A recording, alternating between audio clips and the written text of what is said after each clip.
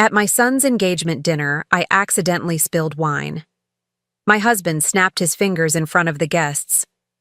"Look at her, clumsy housewife. Get on your knees and clean it, now." As I bent down crying, the bride's billionaire father stood up and kicked the chair away. He knelt on the floor with me, held my face, and whispered, "Elizabeth, you disappeared 30 years ago. I never stopped loving you." I froze. "I'm glad to have you here. Follow my story until the end and comment the city you're watching from so I can see how far my story has reached. My name is Elizabeth and I'm 59 years old. For 39 years, I've been married to Bradley, and for 39 years, I've felt invisible. Tonight was supposed to be special, our son Dylan's engagement dinner at the Preston Valley Country Club. Instead, it became the night that changed everything. I should have known something would go wrong. It always did when Bradley wanted to impress people. The crystal chandeliers cast dancing shadows across the Persian rugs as I moved carefully between the tables, serving wine to the guests. Yes, serving. At my own son's engagement party. "Elizabeth, hurry up with that wine," Bradley snapped from across the room, his voice cutting through the gentle murmur of conversation. These people don't have all night. I felt my cheeks burn as several guests turned to look at me. Mrs. Henderson from Bradley's car dealership shook her head disapprovingly, while the country club members whispered behind their cloth napkins. I was the only wife serving at her own son's celebration, but Bradley insisted I couldn't afford the catering staff. "Coming, dear," I replied softly, gripping the wine bottle tighter. The bottle felt heavier than usual in my hands, or maybe my hands were just shakier. At 59, I'd learned to keep my voice steady even when my heart was breaking. Dylan sat at the head table with his fiancée, Sophia. She was beautiful, 35 years old with long auburn hair and intelligent green eyes. More importantly, she was kind to me, which made her a rarity in Bradley's world. Her father sat beside her, a distinguished man in his early 60s with salt and pepper hair and kind eyes.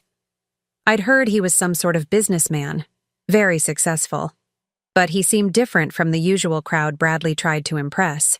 As I approached their table, Sophia smiled warmly at me. "Thank you, Mrs. Morrison. You don't need to serve us. Please, sit and enjoy the party." Bradley's laugh boomed across the room. "Don't mind Elizabeth, Sophia. She enjoys keeping busy, gives her purpose." I forced a smile and continued pouring wine. The shame burned in my chest, but I was used to it. 39 years of marriage had taught me that fighting back only made things worse. At least Dylan looked uncomfortable with his father's comment. That gave me some small comfort. The disaster happened as I reached for Sophia's father's glass. My sleeve caught the edge of his water glass, and everything seemed to move in slow motion.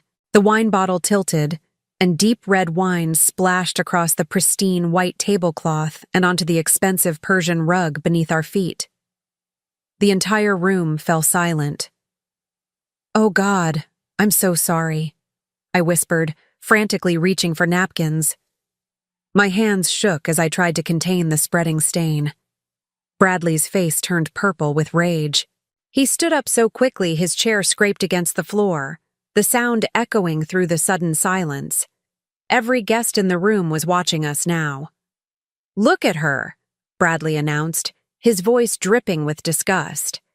He snapped his fingers in front of everyone, doctors, lawyers, business owners, people I'd known for years.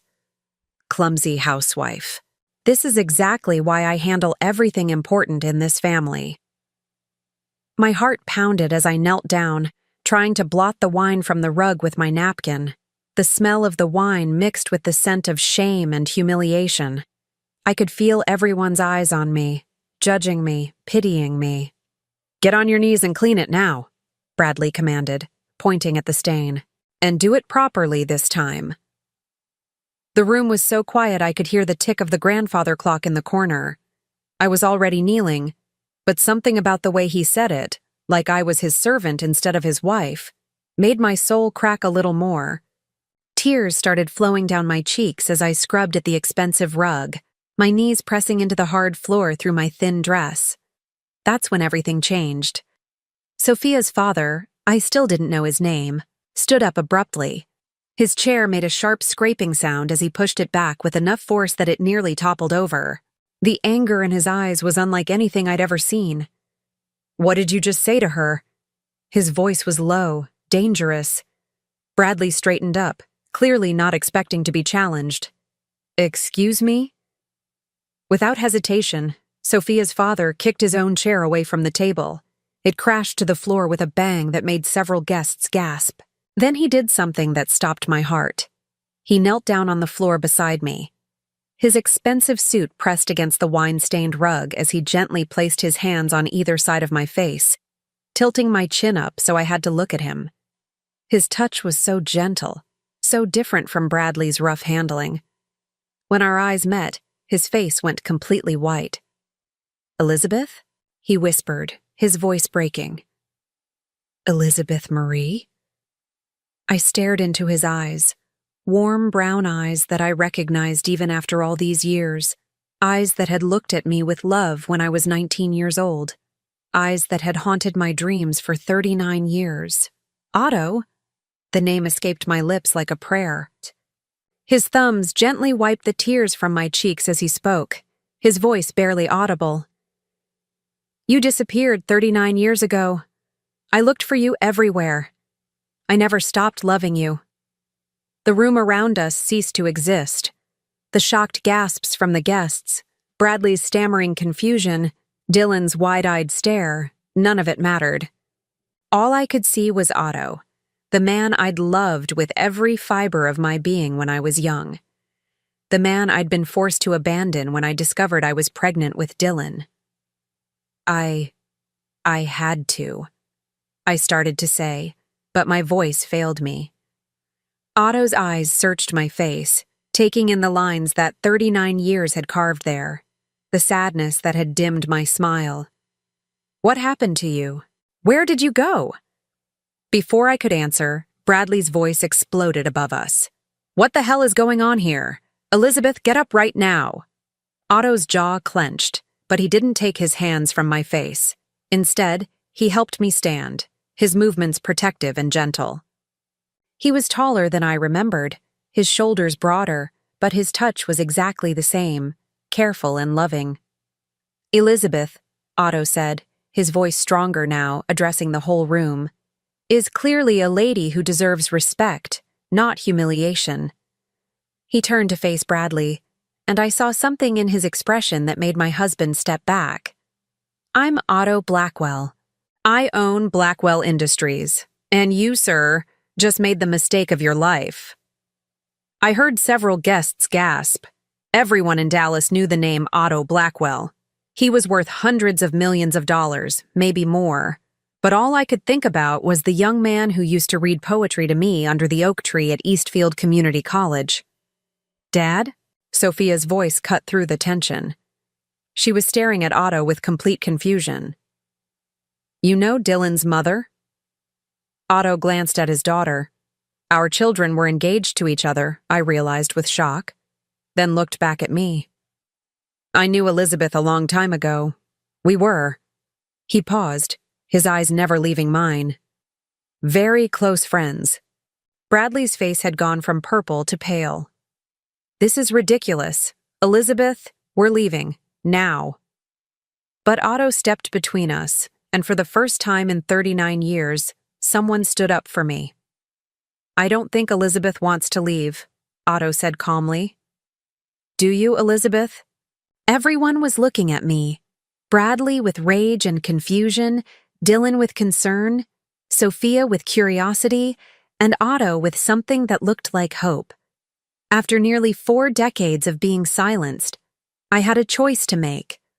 I opened my mouth to speak, but no words came. How could I explain 39 years of secrets in front of a room full of people? How could I tell my son that his father wasn't the man he thought he was? How could I admit that I'd been trapped in this marriage since I was 19 years old? Otto seemed to understand my struggle. He gently took my hand, the same hand that wore Bradley's wedding ring, and squeezed it softly. "You don't have to say anything right now," he said quietly. "But Elizabeth, you should know that some of us never forgot you." The way he said it made my heart stop. After all these years, all this pain, Otto still remembered the girl I used to be. The girl who had dreams and ambitions and believed in love. The girl I'd buried when I became Bradley's wife. As I stood there in my wine-stained dress, surrounded by shocked guests and facing the two most important men from my past and present, I realized that my carefully constructed life was about to crumble. But for the first time in 39 years, I wasn't sure if that was a bad thing. That night, I couldn't sleep. I lay in the bed I'd shared with Bradley for 39 years, staring at the ceiling while he snored beside me.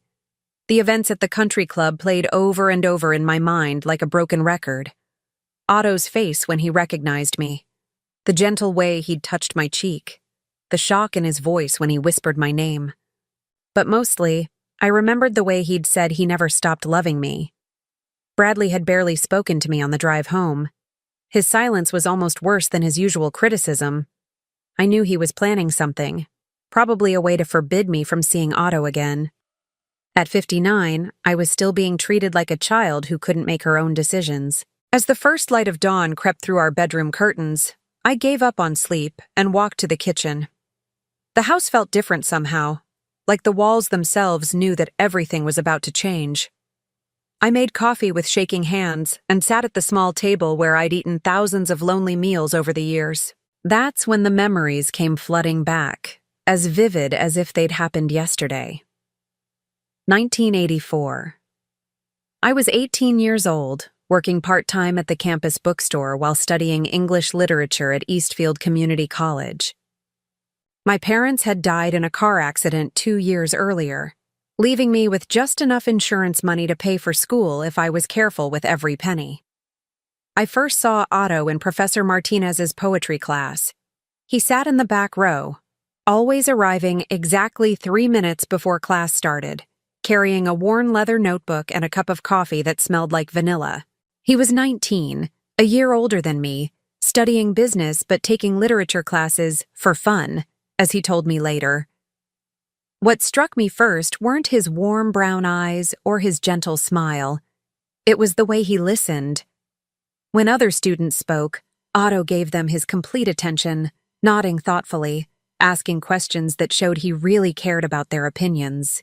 In a world where I'd felt invisible since my parents' death, Otto's attention was like sunlight after a long winter. We started talking after class about the poems we'd read. Then those conversations moved to the campus coffee shop, then to long walks around the small lake behind the school. Otto had dreams, big dreams. He wanted to build a business empire, not for the money, but to create something lasting, something that would help people.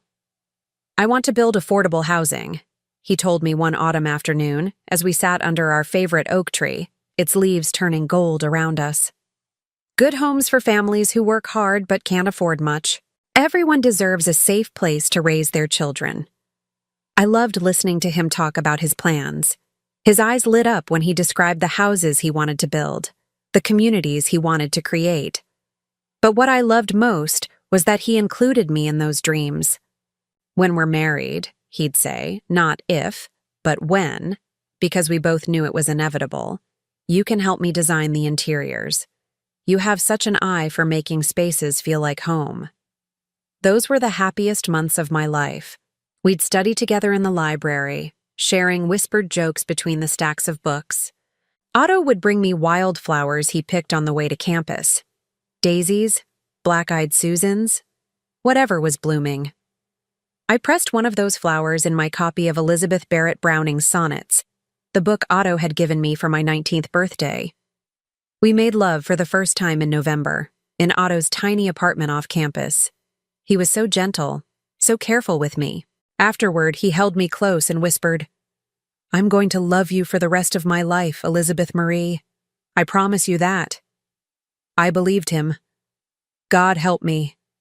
I believed every word.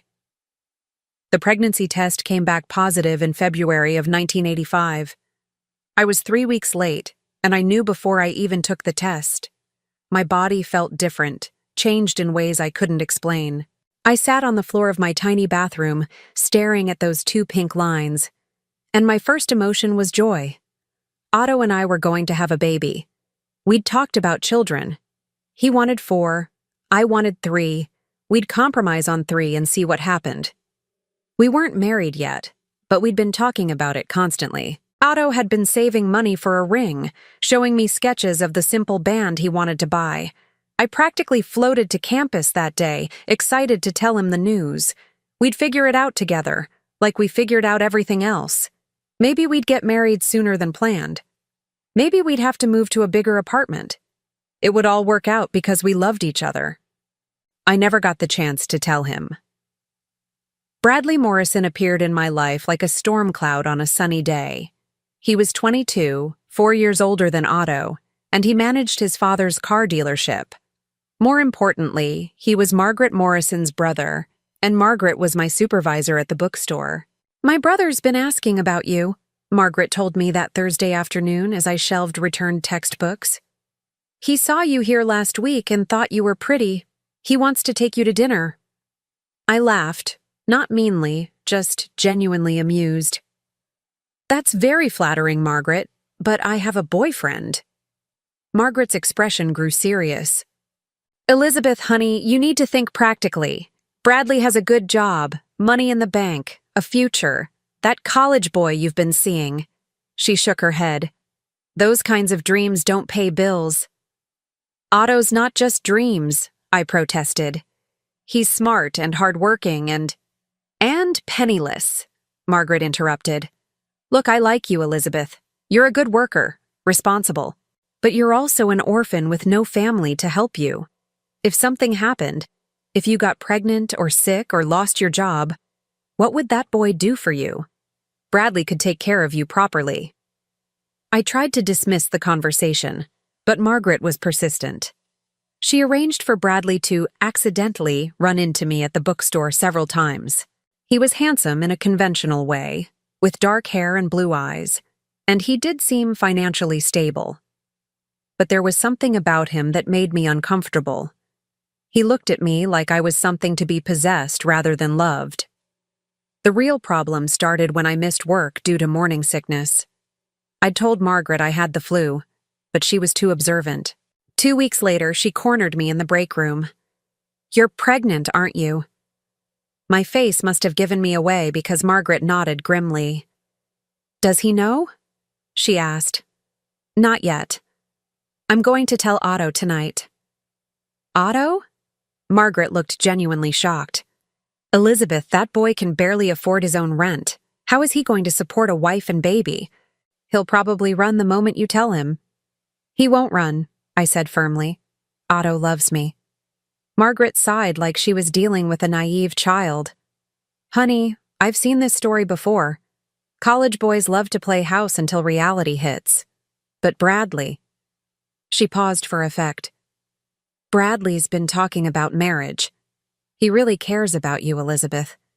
And he could give that baby a name, a future." The words hit me like a physical blow. A name. In 1985, having a baby outside of marriage was still scandalous, especially in our small conservative community. I'd seen how people treated unmarried mothers. The whispers, the judgmental looks, the way doors closed in their faces.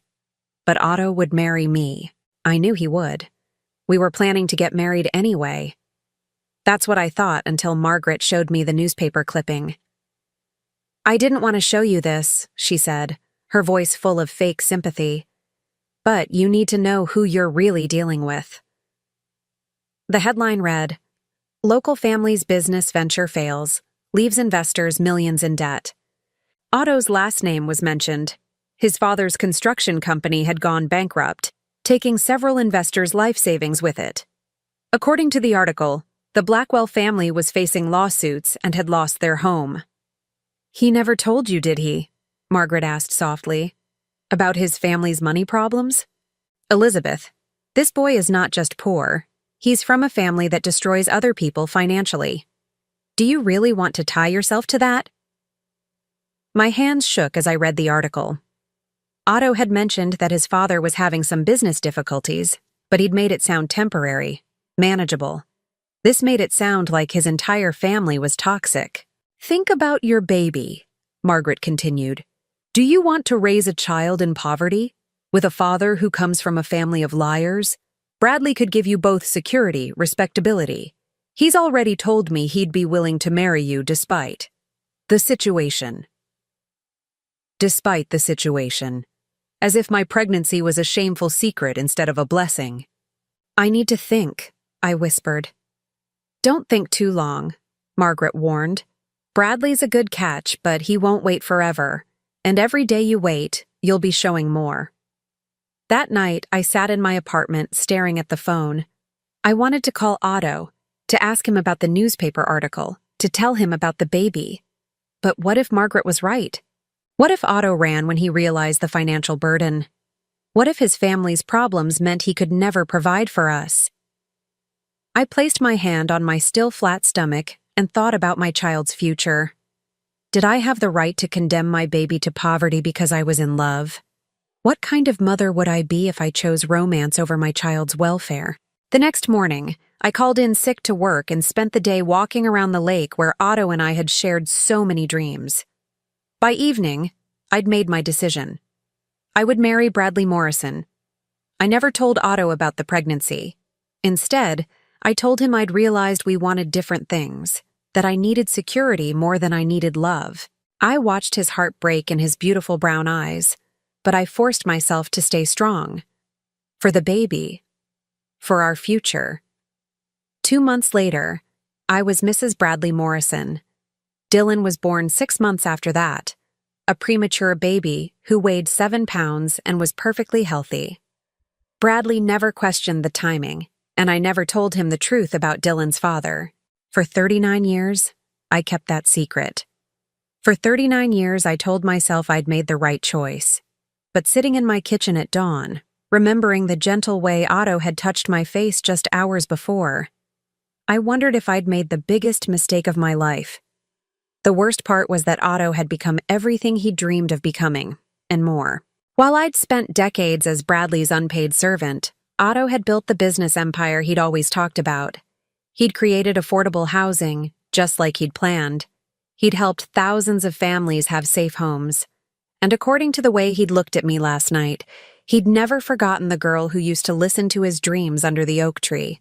I reached into my pocket and pulled out something I'd carried for 39 years. A small silver locket containing the pressed flower Otto had given me on my 19th birthday. I'd hidden it from Bradley all these years, the only piece of my real self that I'd managed to keep. As I sat in my empty kitchen, I opened the locket and looked at the faded flower inside. It was still beautiful, still perfect, preserved just like my love for the man who'd given it to me. And now he was back in my life, just when I thought it was too late for dreams to come true. 3 days passed after the disastrous engagement dinner, and I felt like I was walking through a dream. Bradley had barely spoken to me since that night, which was actually a blessing. His silence meant he was planning something, but for now, I had peace to think clearly for the first time in years.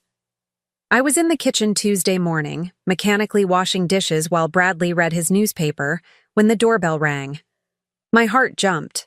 We rarely had unexpected visitors, and Bradley liked to control who came to our house. "Elizabeth, get the door," Bradley commanded without looking up from his sports section. I dried my hands on my apron and walked to the front door, expecting to see a delivery person, or maybe one of Bradley's colleagues from the dealership. Instead, through the frosted glass, I saw a tall figure in an expensive suit. My breath caught in my throat. Even after 39 years, I recognized that silhouette. I opened the door, and there was Otto, looking just as nervous as I felt. He was holding a small bouquet of wildflowers, daisies and black-eyed Susans, just like the ones he used to bring me in college. The sight of them made my eyes fill with tears. "Hello, Elizabeth," he said softly. "I hope you don't mind me stopping by. I got your address from..." He paused, looking embarrassed. "I hired someone to find you years ago. I've known where you lived for a long time, but I never had the courage to approach you. After Sunday night, I couldn't stay away anymore. Otto, I whispered, glancing nervously toward the kitchen where Bradley was still reading. This isn't a good time. Who's at the door, Elizabeth?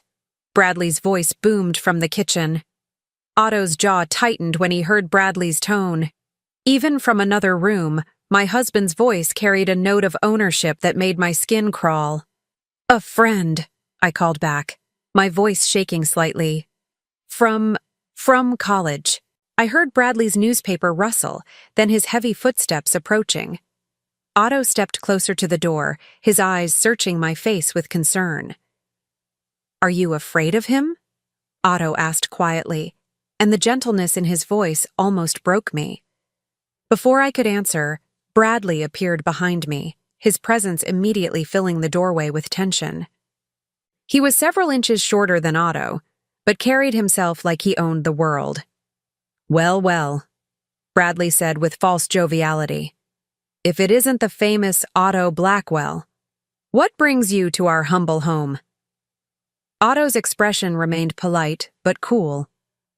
I wanted to apologize for the disruption at the engagement dinner. I'm afraid seeing Elizabeth after so many years caught me off guard. I'll bet it did, Bradley replied, his voice carrying an edge. Elizabeth has that effect on people, always causing trouble without meaning to. I watched Otto's hands clench at his sides, and I realized he was fighting to control his temper. The Otto I'd known in college had been gentle, but there was something harder about him now, forged by decades of business dealings and success. Actually, Otto said carefully, I think Elizabeth handled herself with remarkable grace under difficult circumstances. The two men stared at each other for a long moment, and I felt like I was watching a chess match where I was the prize neither player would admit they wanted. Well, Bradley said finally, it was nice of you to stop by, but we're quite busy today. Elizabeth has a lot of housework to catch up on. Actually, I heard myself say, surprising all three of us, I was just about to go grocery shopping. Otto, would you like to join me? We could catch up properly. The silence that followed was deafening. Bradley's face turned that familiar shade of purple, but with Otto standing there, he couldn't explode the way he normally would. Instead, he forced a tight smile. Of course, dear. Don't be gone too long. You know how I worry. The threat in his voice was subtle but unmistakable. Otto caught it too. I could tell by the way his expression hardened. 20 minutes later, I found myself sitting across from Otto in a small cafe on the other side of town, feeling like I was 19 again. He'd insisted on driving me there, and his car, a modest sedan despite his wealth, surprised me. I'd expected something flashy, but Otto had never been about showing off. You don't have to pretend with me, Elizabeth, he said gently after the waitress brought our coffee. I can see it in your eyes, the way you flinched when he raised his voice. How long has he been treating you like that? I wrapped my hands around my coffee cup, needing something to hold on to. It's not what you think. Bradley's just set in his ways. Traditional. Traditional men don't humiliate their wives in public, Otto replied firmly. Traditional men don't speak to the women they love the way he spoke to you Sunday night. The word love hung in the air between us, heavy with implications and memories. I stared into my coffee, afraid to meet Otto's eyes. Tell me about your life, Otto said, changing the subject but not really. Are you happy, Elizabeth? Really happy? The question was so simple, but I couldn't remember the last time anyone had asked me that. When was the last time anyone had cared about my happiness? I have Dylan, I said finally. He's a good son. He's successful, kind, engaged to a wonderful woman. That's enough. That's not what I asked, Otto said softly. I looked up at him then, really looked at him. The years had been kind to Otto. His hair was silver now, and lines crinkled around his eyes, but he was still handsome. More than that, he still looked at me like I mattered, like my thoughts and feelings were important. I used to paint, I found myself saying. When Dylan was little, I'd paint while he napped. Landscapes mostly, flowers, beautiful things. Bradley said it was a waste of money and time, so I stopped. "Do you still want to paint?" Otto asked. "I'm 59 years old," I laughed bitterly. "It's too late for dreams like that." "Elizabeth," Otto leaned forward, his voice intense. "I'm 60 years old and I still have dreams. It's never too late." We sat in silence for a moment, and I felt something stirring in my chest that I'd thought was dead. Hope. "What about you?" I asked. "Are you married? Children?" Otto's expression grew sad. "I was married once, briefly, about 10 years after you left. Her name was Catherine. She was a good woman, but—" He paused, choosing his words carefully. "I couldn't love her the way she deserved. She knew it too. We divorced amicably after 2 years. No children." "Sophia?" I asked, remembering his beautiful daughter. "Adopted," Otto explained. "Catherine and I adopted her when she was 8. Her parents were killed in a car accident, and she was in the foster system. Even after Catherine and I divorced, Sophia chose to stay with me. She's been the light of my life." I thought about Dylan, how he'd been the light of my life too, the only thing that made my marriage bearable. "Elizabeth," Otto said quietly, "I need to tell you something. After you disappeared, I looked for you everywhere. I hired private investigators, followed every lead. When I finally found you, you were already married to Bradley, already had Dylan. You looked happy in the photos, so I stayed away." My heart clenched. "You found me?" "About 15 years ago," Otto admitted. "The investigator took pictures of your family at Dylan's high school graduation. You were smiling. Bradley had his arm around you. I thought you'd found the life you wanted." "Those pictures," I whispered, remembering that day. "I was smiling because Dylan was graduating, not because I was happy with Bradley." Otto's hands tightened around his coffee cup. "If I'd known. If I'd had any idea what your marriage was really like." "What would you have done?" I asked. "I would have fought for you," he said without hesitation. "I would have reminded you that you deserved better. I would have shown you that there were other options." The intensity in his voice made my heart race. This wasn't just nostalgia or curiosity. Otto still had feelings for me. Real feelings. "Otto," I began, but he held up his hand. "I know this is complicated," he said. "I know you have a life, responsibilities. But Elizabeth, seeing you Sunday night, seeing how he treated you, I can't pretend I don't still care about you. I can't pretend that losing you wasn't the biggest regret of my life." Tears started flowing down my cheeks. "You don't understand. I can't just. Bradley would never let me go. And Dylan is 39 years old," Otto said gently. "He's engaged, starting his own family. Don't you think it's time you started living for yourself?" Before I could respond, my phone buzzed with a text message. "Bradley, where are you? You've been gone 2 hours. Get home now." Otto saw me reading the message, saw the fear that crossed my face. "I have to go," I said, standing up quickly. "He'll be angry if I'm late." Otto stood too, pulling out his wallet. "Elizabeth, wait. Take my card. If you ever need anything at all, you call me. Day or night." He pressed a business card into my hand, then gently took my other hand and squeezed it. "I meant what I said Sunday night," he whispered. "I never stopped loving you, and I'm not giving up on us this time." The drive back to my house was a blur. My mind kept replaying Otto's words, the gentle way he'd touched my hand, the promise in his voice.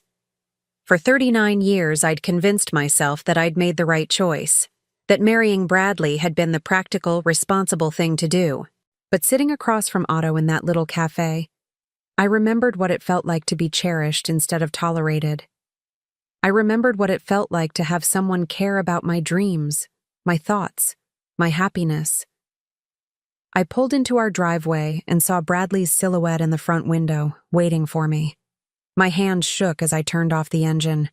In my purse, Otto's business card felt like it weighed 1,000 pounds. As I walked toward the house, I realized that everything had changed. I'd spent 3 decades being Bradley's wife, Dylan's mother, but I'd forgotten how to be Elizabeth. Otto had reminded me that she still existed, buried beneath years of submission and silence. The question was, after all these years, was it too late to set her free? Bradley opened the door before I could knock, his face dark with suspicion. "You were gone a long time for grocery shopping," he said, noting my empty hands. "I forgot my wallet," I lied smoothly. "I'll go back tomorrow." As I walked past him into the house, I felt Otto's business card pressing against my palm through my purse. For the first time in decades, I had a secret that was mine alone. And surprisingly, it didn't feel like a betrayal. It felt like the first breath of freedom I'd taken in 39 years. The secret meetings with Otto continued for 2 weeks. We'd meet at different cafes around town, always somewhere Bradley wouldn't think to look for me. I told him I was running errands or visiting the library, small lies that felt enormous to someone who'd spent 39 years being completely honest. Each time I saw Otto, I felt a little more like myself again. He brought me books of poetry, listened when I talked about the paintings I dreamed of creating, and told me about his work building affordable housing communities. When he spoke about his projects, his eyes lit up the same way they had when we were young, and I fell in love with him all over again. But the best part was how he looked at me. Not like Bradley, who saw me as a collection of failures and inconveniences, but like I was precious, like I was worth listening to, like I mattered. It was during our 4th meeting that Otto asked the question I'd been dreading. "Elizabeth," he said gently, setting down his coffee cup. "I need to know about Dylan's father." We were sitting in a small bookshop cafe on the north side of town, surrounded by the smell of old books and fresh pastries. My hands trembled as I reached for my purse, pulling out the silver locket I'd carried for 39 years. "You gave this to me for my 19th birthday, I said, opening it to reveal the pressed flower inside. I was wearing it the day I found out I was pregnant. Otto stared at the locket, recognition dawning in his eyes. "You kept it all these years?" "It was the only piece of you I could keep," I whispered. "Otto, Dylan isn't Bradley's son. He's yours." The silence that followed seemed to stretch forever. Otto's face went completely pale, then flushed with a mixture of emotions I couldn't read. When he finally spoke, his voice was barely audible. "My son? Dylan is my son?" I nodded, tears streaming down my face. "I was going to tell you, but then Margaret showed me that newspaper article about your father's business, and she convinced me that you couldn't provide for us. I was 19 and scared and alone, and I thought I was protecting him." Otto's hands shook as he reached across the table to take mine. "Elizabeth, that newspaper article. My father's company did fail, but it wasn't because of anything dishonest. He'd co-signed loans for friends who couldn't pay them back. We lost everything trying to help other people. Within 5 years, I'd rebuilt what we lost and more. The cruel irony of it hit me like a physical blow. I'd given up the love of my life to protect my son from poverty, and in doing so, I'd condemned us both to a life that was poor in every way that mattered. 39 years, Otto whispered, his voice breaking. I missed 39 years of my son's life. "Otto, I'm so sorry," I sobbed. "I thought I was doing the right thing. I thought—" "Shh," he said, moving to sit beside me, pulling me into his arms. "You were 19 and alone. You did what you thought was best with the information you had. But Elizabeth, we have to tell him the truth." The thought of telling Dylan that his entire life was built on a lie terrified me. What if he hates me? What if he thinks I'm a horrible person for lying to him all these years? "Dylan is a good man," Otto said firmly. "I can see that, even from the little time I've spent with him.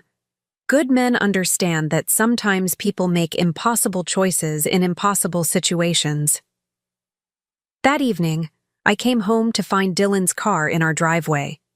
He was sitting at the kitchen table with Bradley, and both of them looked up when I walked in. The tension in the room was immediately palpable. "Mom," Dylan said, standing up to hug me. "Dad told me you've been spending time with Mr. Blackwell. Is everything okay?" I shot a look at Bradley, who was watching me with cold calculation. He'd been building his case against me, gathering information to use as ammunition. "Your mother has been acting strangely since the engagement dinner," Bradley said, his voice dripping with false concern. "Running off for hours, making excuses. I'm worried about her mental state." "My mental state is fine," I said firmly, surprised by the strength in my own voice. "Is it?" Bradley asked. "Because from where I sit, it looks like you're having some kind of midlife crisis, getting swept up in romantic fantasies about the past." Dylan frowned, looking between us. "What's he talking about, Mom?" I looked at my son, Otto's son, and realized I couldn't keep lying. Not anymore. Dylan deserved the truth, even if it destroyed everything. "Dylan," I said quietly, "I need to tell you something about your father."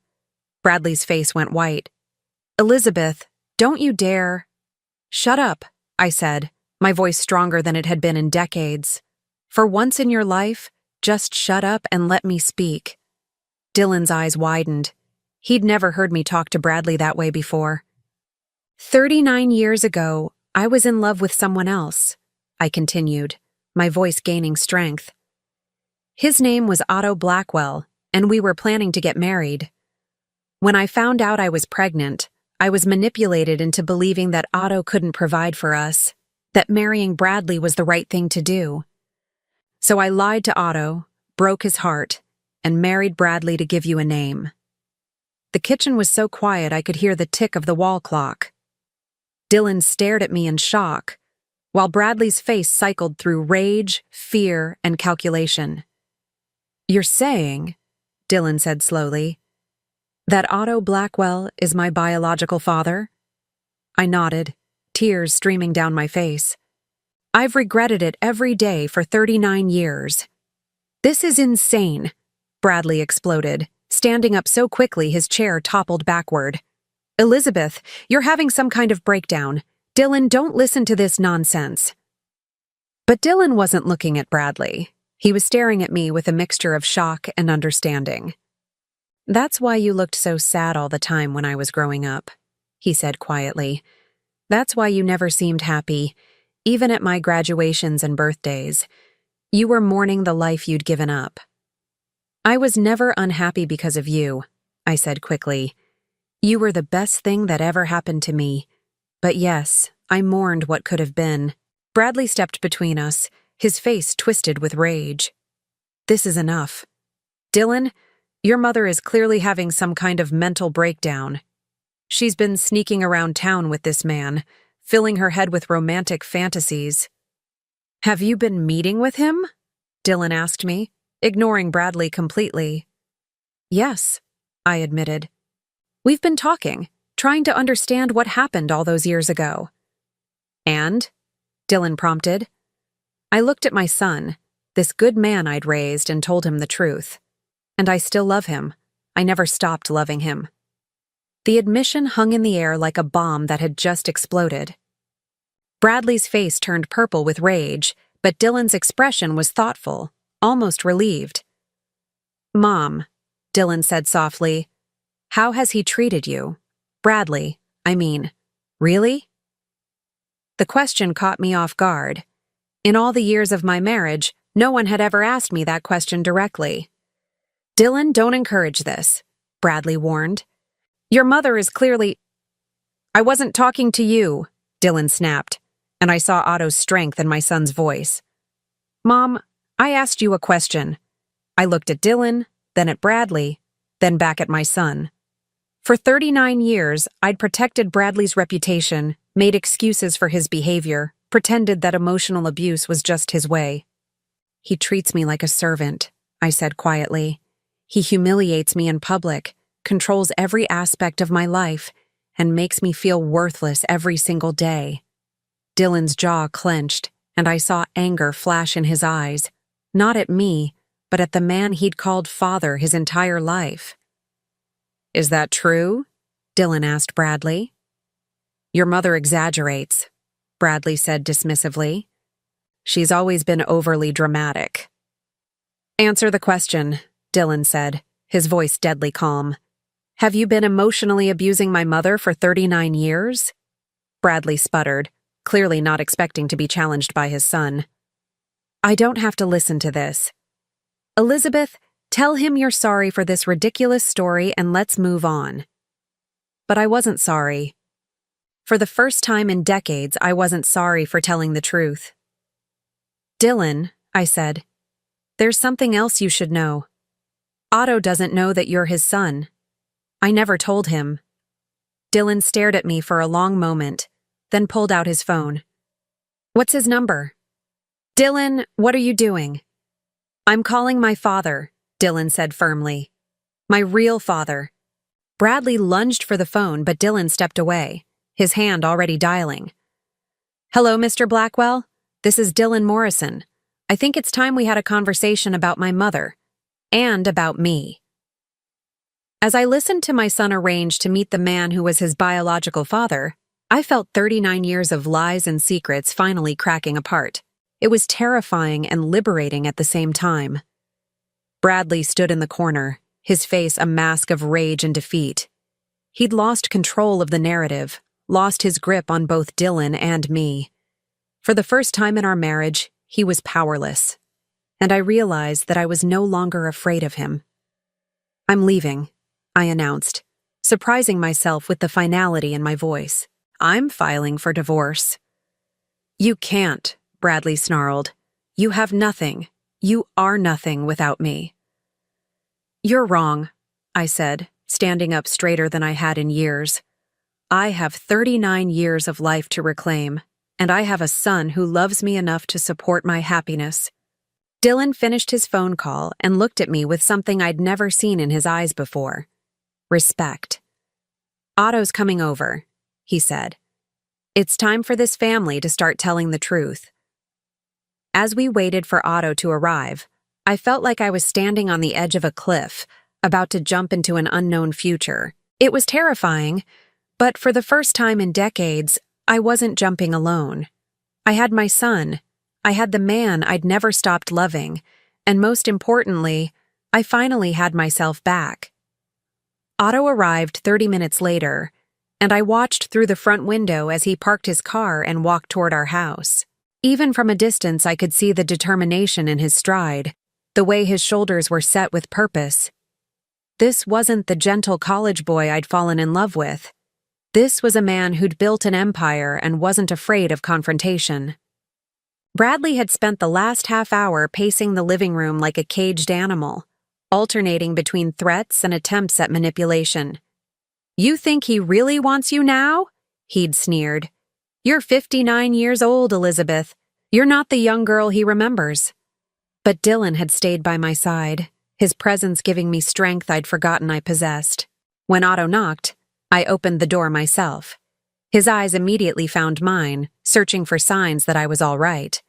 When he saw my tear-stained face but steady posture, something shifted in his expression, relief mixed with fierce protectiveness. "Elizabeth," he said softly, then looked at Dylan. "And you must be my son." The words hung in the air, heavy with 39 years of lost time. Dylan stepped forward, extending his hand to Otto, and I watched as father and son met for the first time as adults who knew the truth. "I have so many questions," Dylan said quietly. "And I have 39 years of answers," Otto replied, his voice thick with emotion. Bradley chose that moment to assert himself, striding into the foyer with false bravado. "Well, isn't this touching? The happy family reunion." His voice dripped with sarcasm. "Otto, you've caused quite enough trouble. I think it's time you left." Otto turned to face Bradley, and I saw something cold and dangerous flash in his eyes. "Actually, Bradley, I think it's time you and I had a conversation. Man to man. I don't have anything to say to you, Bradley replied, but there was uncertainty in his voice. He was used to intimidating me, but Otto was a different proposition entirely. But I have plenty to say to you, Otto said, his voice quiet but deadly. For instance, I'd like to know how you justify 39 years of emotional abuse. I'd like to know how you sleep at night knowing you've spent 4 decades destroying the spirit of the most beautiful woman I've ever known. Bradley's face flushed red. You don't know anything about our marriage. Elizabeth is my wife. Elizabeth is not your property, Dylan interrupted, and I felt a surge of pride at the strength in my son's voice. And from what I've observed over the years, you've treated her like an unpaid servant rather than a partner. I watched this confrontation unfold, feeling like I was seeing my life from the outside for the first time. Bradley, who had seemed so powerful for so long, suddenly looked small and pathetic standing between Otto and Dylan. Elizabeth, Otto said, turning to me, I want you to know that whatever you decide, I'll support you. If you want to try to work things out with Bradley, I'll respect that. But if you want to leave, I'll help you. You won't be alone. The offer hung between us like a lifeline. For 39 years, I'd felt trapped because I had nowhere to go, no resources of my own. Bradley controlled our bank accounts, our social circle, every aspect of my life. But Otto was offering me a way out. I can't, I whispered, old fears rising up. Bradley's right about one thing. I don't have anything. No money, no career, no place to live. I'm 59 years old. How do I start over now? Otto stepped closer, his voice gentle but firm. Elizabeth, do you remember what I told you about the affordable housing communities I've built? One of them has a beautiful art studio that's been sitting empty for months. The previous tenant was an elderly woman who taught painting classes there. She passed away last spring, and I've been looking for the right person to take over. My heart stopped. What are you saying? I'm saying that if you want it, the space is yours.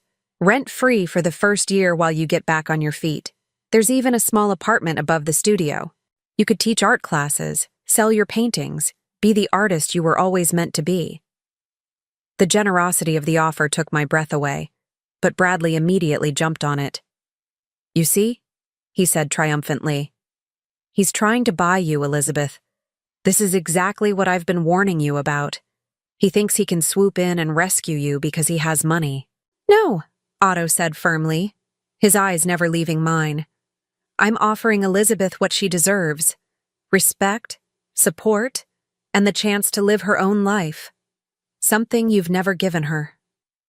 I looked around the room at these 3 men, each representing a different path for my future. Bradley, who wanted to maintain control and keep me trapped in a life that was slowly killing my spirit. Dylan, who wanted me to be happy, but was trying to respect both the man who'd raised him and the man who'd fathered him. And Otto, who was offering me freedom, but asking for nothing in return. The choice should have been easy, but 39 years of conditioning don't disappear overnight.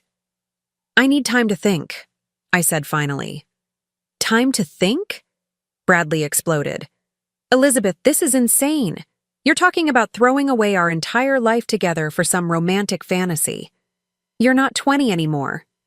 Stop, I said, my voice stronger than I'd heard it in years. Just stop talking. Bradley's mouth snapped shut in shock. I'd never spoken to him that way before. You're right about one thing, I continued. I'm not 20 anymore. I'm 59 years old, and I've wasted nearly 40 years of my life being afraid.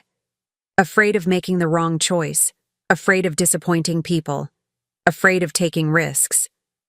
I looked directly at Otto. I'm tired of being afraid. Otto's eyes filled with hope, but he didn't push. He just waited. Bradley, I said, turning to face my husband, I want a divorce. The words came out clearer and stronger than I'd expected. Bradley staggered backward as if I'd physically struck him. You can't be serious, he stammered. Elizabeth, you're having some kind of breakdown. You need to think about this rationally. I've been thinking about this for 39 years, I replied. I should have left the first time you made me feel worthless. I should have left when you started controlling every aspect of my life. I should have left when I realized that you saw me as a convenience rather than a person. Where will you go? Bradley asked desperately. What will you do? You have no skills, no education, no— She has me, Otto said quietly. And she has Dylan. And most importantly, she has herself. That's more than enough. Dylan nodded, moving to stand beside me. Mom, I should have spoken up years ago. I saw how he treated you, and I was too much of a coward to say anything. I'm sorry for that. You were protecting the only family structure you knew, I said, placing a hand on Dylan's arm. I don't blame you for that. Bradley looked around the room, realizing that he'd lost all his allies. His face cycled through anger, desperation, and finally calculation. Fine, he said, his voice turning cold, but don't think this will be easy, Elizabeth. I'll fight you on everything. The house, the savings, all of it. You'll get nothing from me. I don't want anything from you, I replied. I just want my freedom. And you'll have it, Otto said firmly. My lawyer will contact you tomorrow to discuss the divorce proceedings. This can be as easy or as difficult as you want to make it, Bradley. The threat was subtle but unmistakable. Otto had resources that Bradley couldn't match, and we all knew it. This isn't over, Bradley snarled, grabbing his keys from the hall table. Elizabeth, when you come to your senses and realize what a mistake you've made, don't come crying to me. He slammed the door behind him so hard that a picture fell off the wall. The three of us stood in the sudden silence, processing what had just happened. Are you sure about this? Dylan asked quietly. Once you start divorce proceedings, there's no going back. I thought about the question seriously. Was I sure? Leaving Bradley meant giving up the security of a marriage, even a bad one. It meant starting over at 59 with nothing but hope and the promise of help from a man I'd lost contact with for nearly 4 decades. But then I looked at Otto, really looked at him. This wasn't just about rekindling an old romance. This was about reclaiming the woman I'd been before I learned to make myself small and quiet and invisible. I'm sure, I said finally. For the first time in 39 years, I'm absolutely sure. Otto stepped closer, his hands gently framing my face the way he had at the country club. Elizabeth, I need you to know that I'm not trying to rescue you. You don't need rescuing, you need support. There's a difference. The distinction mattered more than he could know. Bradley had always positioned himself as my savior, the man who'd given me security and respectability. But Otto was offering something different. Partnership, equality, respect. What happens now? I asked. Now you pack whatever you need for tonight, Otto said practically. You can stay in the guest room at my place until we get the apartment above the studio ready. Tomorrow we'll meet with my lawyer and start the legal process. And after that? Dylan asked. Otto smiled, and for the first time since this all began, his expression was purely joyful. After that, your mother gets to discover who she really is when she's free to be herself. As I walked upstairs to pack a suitcase, I felt like I was floating. Every step away from the life I'd known felt like shedding a heavy coat that I'd worn too long in the wrong season. In my bedroom, Bradley's and my bedroom, I corrected myself, I packed carefully. I took my clothes, my few pieces of jewelry, and the books of poetry that Otto had given me in college, which I'd hidden in the back of my closet for decades. Most importantly, I took the silver locket with the pressed flower inside. It had sustained me through 39 years of loneliness, a tiny piece of proof that I had once been loved completely and unconditionally. But now I didn't need to hide it anymore. As I walked down the stairs with my suitcase, Otto and Dylan were talking quietly in the living room. They looked up when they heard my footsteps. Ready? Otto asked. I nodded, then took one last look around the house where I'd spent most of my adult life. It should have felt sad, leaving behind so many years and memories. Instead, it felt like emerging from a long, dark tunnel into sunlight. "I'm ready," I said. 6 months later, I stood in front of my easel in the art studio, a paintbrush in my hand and sunlight streaming through the tall windows. The canvas before me was alive with color. A landscape of the lake where Otto and I used to walk when we were young, but painted with the wisdom and experience of a woman who had finally found her way home. The divorce had been finalized just 2 weeks ago. True to his threats, Bradley had fought me on everything, but Otto's lawyer was excellent. And in the end, Bradley's attempts to control the proceedings only made him look petty and vindictive. I'd walked away with enough money to be comfortable, but more importantly, I'd walked away with my freedom. The art studio had become everything Otto had promised and more. I taught painting classes 3 afternoons a week to a group of wonderful women ranging in age from 30 to 80. We called ourselves the Late Bloomers, and every Tuesday, Thursday, and Saturday, the studio filled with laughter and creative energy. I'd sold 12 paintings in the past 4 months, enough to prove to myself that this wasn't just a hobby, but a genuine second career. But the best part was living above the studio. The small apartment was nothing like the grand house I'd shared with Bradley, but it was mine. Every piece of furniture, every book, every coffee cup had been chosen by me. For me. When I woke up in the morning, I could hear birds singing instead of Bradley's criticisms. The doorbell chimed, and I looked up to see Otto walking into the studio. Even after 6 months, my heart still skipped a beat when I saw him. We'd been taking things slowly. I'd needed time to rediscover who I was outside of my marriage to Bradley, and Otto had been patient and supportive throughout the process. "How's the painting coming?" he asked, walking over to stand beside me at the easel. "Almost finished," I said, adding a touch of gold to the autumn leaves reflected in the lake water. "I think it's one of my best pieces." Otto studied the canvas, his expression thoughtful. "You've captured something beautiful here. The light, the way it dances on the water. It reminds me of that day we spent at the lake when you were 19. Do you remember? It was October, and you wore that yellow sweater that matched the leaves." I set down my paintbrush and turned to face him, amazed as always by how clearly he remembered our time together. "I remember everything about that day.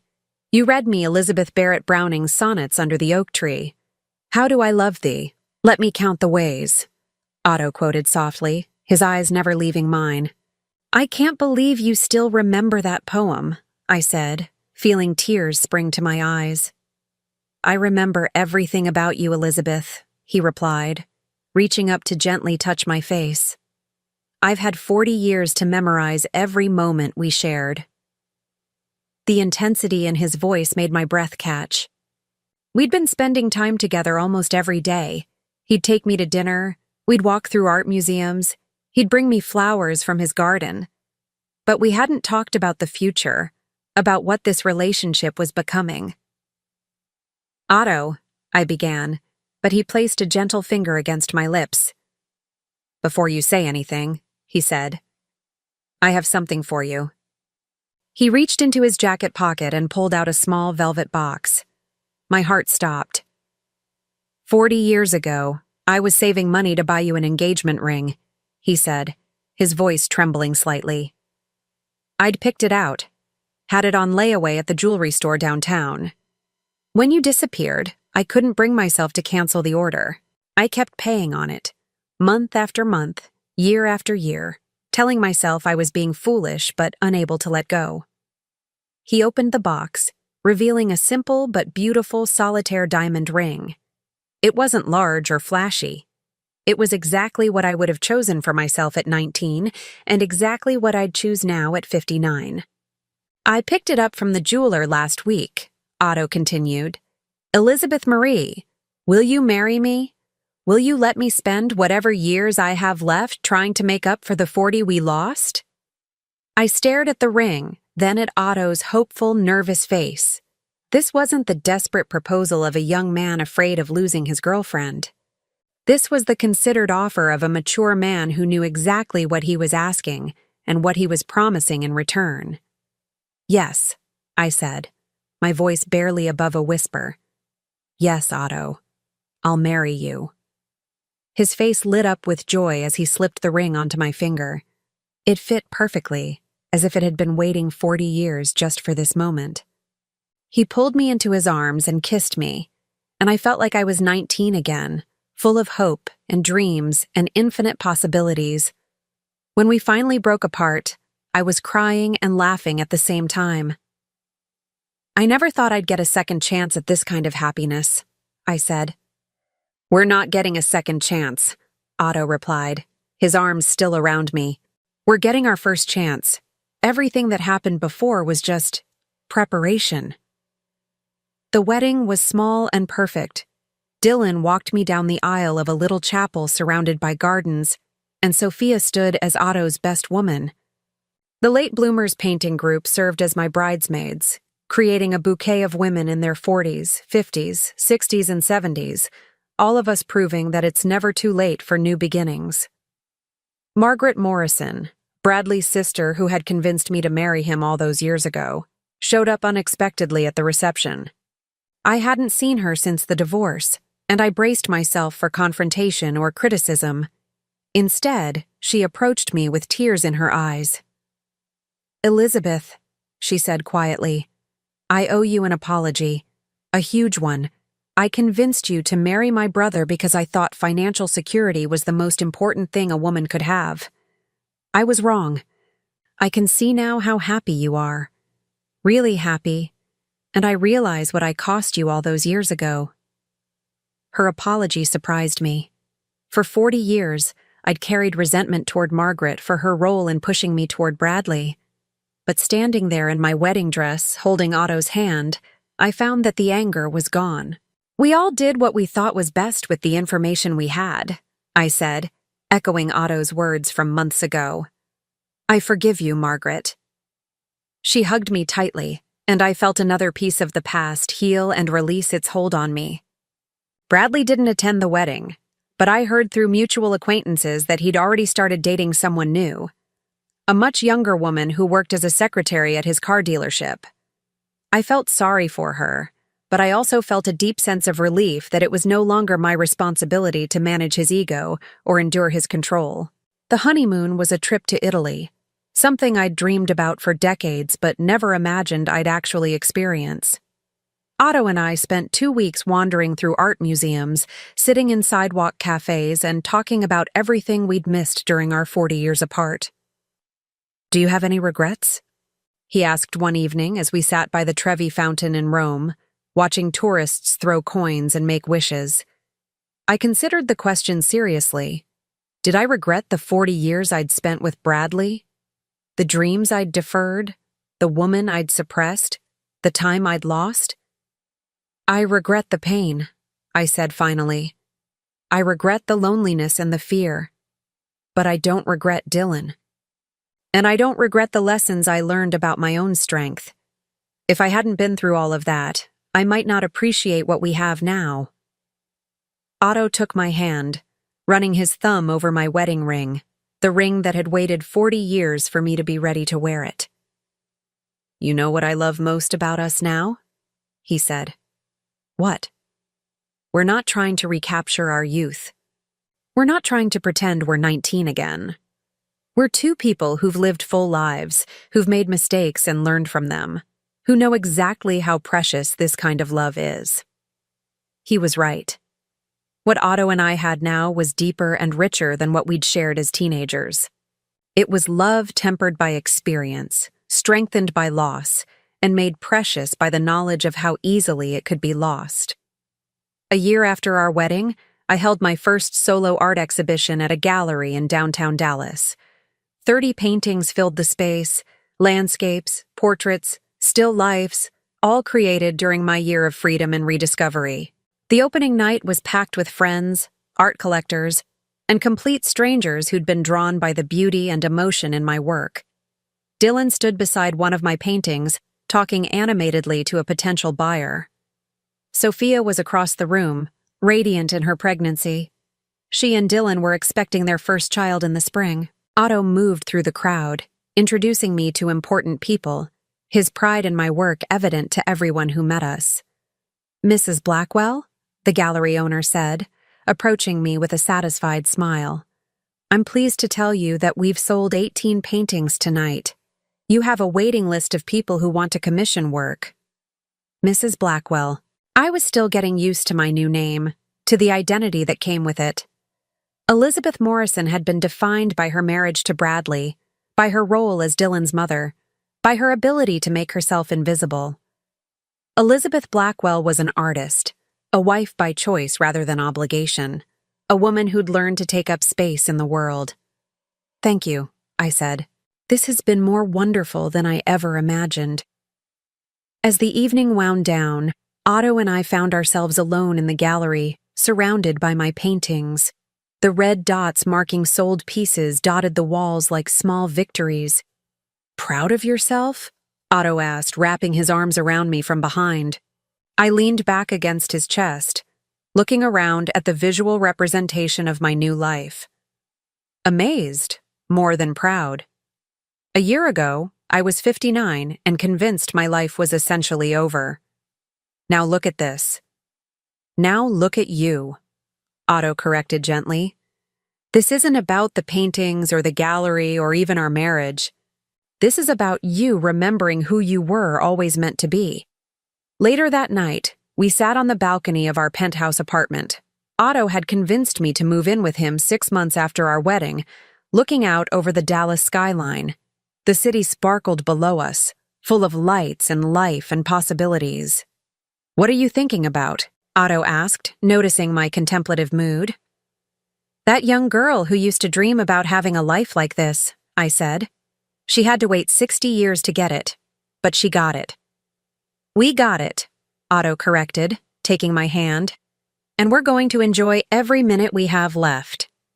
Now I'm curious about you who listened to my story. What would you do if you were in my place? Have you ever been through something similar? Comment below, and meanwhile, I'm leaving on the final screen 2 other stories that are channel favorites, and they will definitely surprise you. Thank you for watching until here.